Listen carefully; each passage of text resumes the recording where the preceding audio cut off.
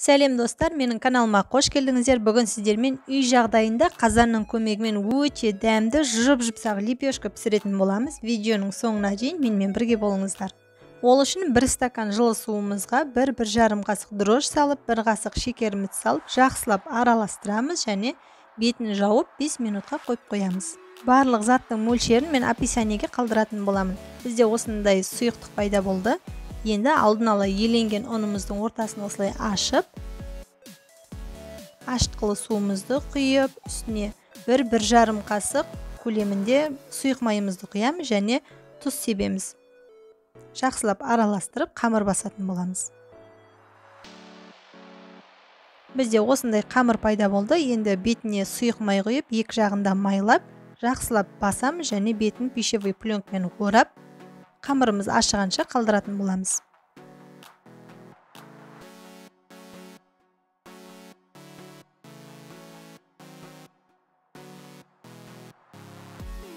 Енді қазанымызды дайындап аламыз, қамырымызды ашығанша. Осылай қазанның да, қақпақтың да, екеуінің де асын бірдей жағып, жақсылап қыздырып алатын боламыз. Міне көріп тұрсыздар, екеуінің де асты жанып тұр. Енді жұмыртқамызды ағы мен сарысын ажыратып құйып алатын боламыз екі тысқа. Бұл не үшін керек екен, алдағы видеода көретін боласыздар. Енді жаңа қызып тұрған қазанымыз күйіп кетпес үшін 1 уыс, 1,5 уыс тұз салатын боламыз.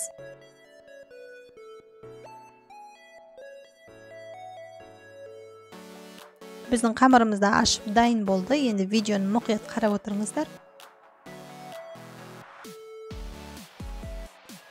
Дәл осылай қолымыздың көмегімен нанымыздың ортасын жұқалап шығамыз.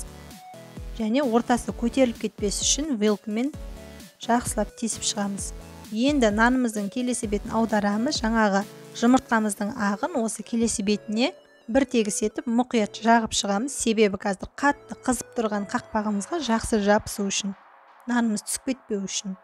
Міне қақпағымыздың ыстық екеніне көз жеткізіп алыңыздар.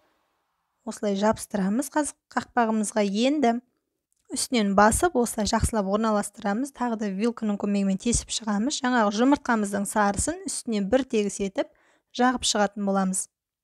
Және өз қалауларыңызша менде ақ күнжіт және мак септім. Осындай бізде лепешка дайын болды. Енді жаңа қызып тұрған қазанымызға тұз салынған қақпақты жабатын боламыз. Нанымыздың жабысып тұрғанына көзімізді жеткізу үшін бір қарап жібереміз. Мінекей нанымыз жақсы жабысып тұр және қызарып келе жатыр. 20-25 минутта нанымыз дайын болады. Мінекей лепешкамыз дайын болды. Осылай пышақтың көмегімен астын көтеріп, қақпақтан ажыратып аламыз.